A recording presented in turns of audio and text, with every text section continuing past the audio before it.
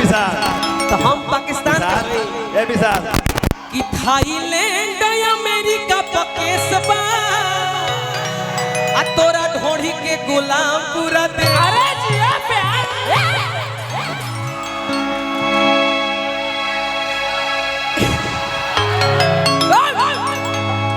हम ई देखनी हम सब यही पर पड़ल बड़न सब। हमारे को गाना आज शूटिंग रहे पटना में हमार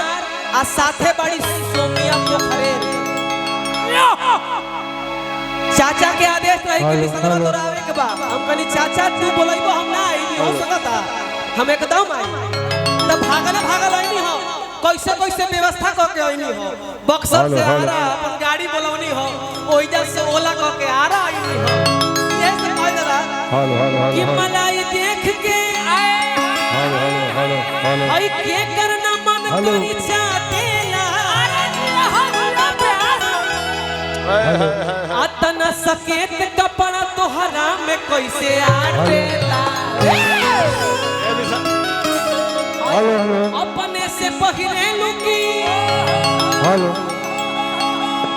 हाय बुढ़ावा पटक के पहिरावेला आई हो दादा ए बाबू आई दादा सुना सुना अभियो टाइट बने आरा जिला में लोग जब बुढ़ा ले तो जवान होले तोरा बुझाते नहीं ये आरा जिला 80 बरिस में जवानी आवे रह जा इहे बात हमारा दिमाग में नया। अरे जिया तनी तनी सामने चली सके सामने से बढ़िया से कैमरा में आवे के चाहिए। एगो गाना हमार बड़ी सुपर हिट भइल तब अगर बेस कम कर दिया डोट मारा था हां उनका मैं बेस कम कर दिया उनका बेस बहुत ज्यादा बा ऐसे कि नीचे से बोले ले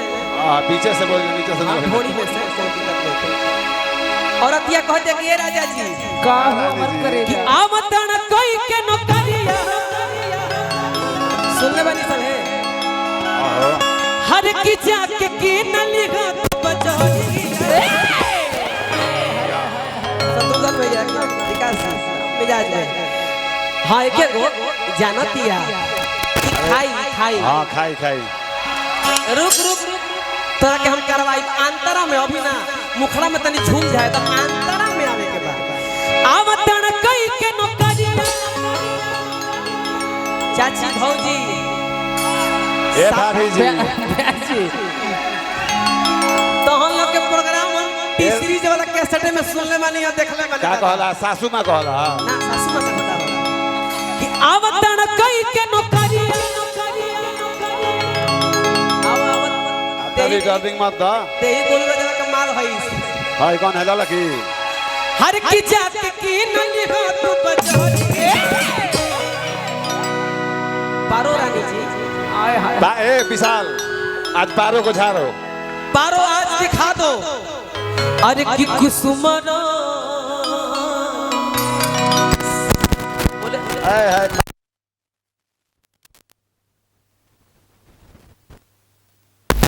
मंच खाती पब्लिक खाती दिल खोल के खोल के दे ढीला कर देबे दिल खोल के रहो अरे कि कुसुमरा सड़िया राजा जी भाई एक खाली हाथ उठा दो मोबाइल खाली हाथ अरे कि कुसुमरा सड़िया राजा जी अब ब्लाउज को करिया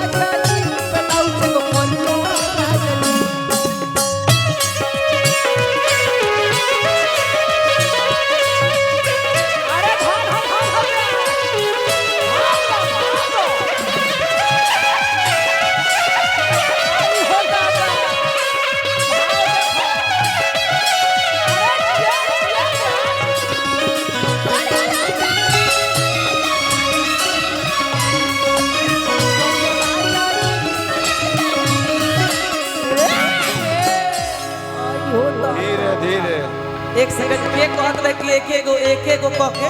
हाथे आओ हाँ ये खाई भाई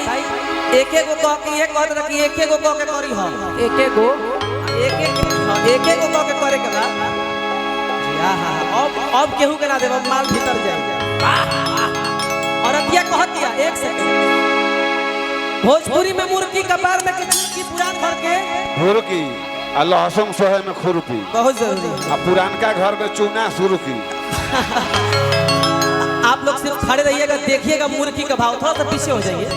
सब चाचा लोग के भी देखे दी हम पीछे एक एक करके सब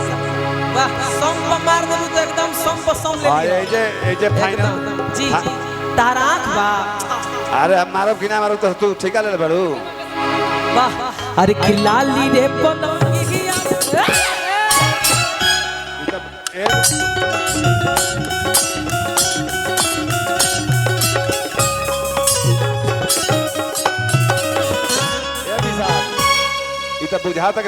इतना बुझाता के ब्लॉक में पैखाना पास करो दिया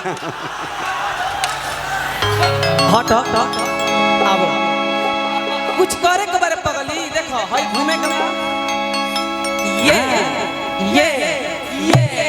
मुठिया के तम मारो तक दिन तो सर्विसिंग होई तो मुझे ये बहुत पूरी हो अरे कि लाली रे पलंगी